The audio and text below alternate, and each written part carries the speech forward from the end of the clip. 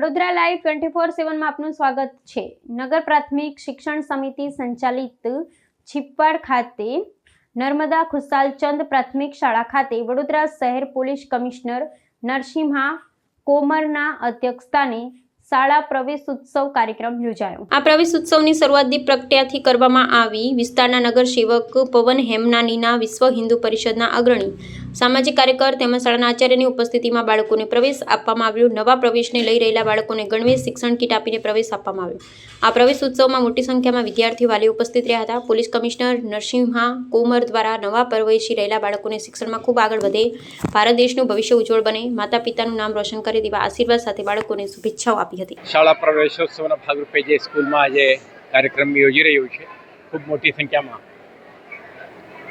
બાળકો પ્રવેશ મેળવી રહ્યા છે। આ તમામને આપણા તરફથી ખૂબ ખૂબ શુભકામનાઓ।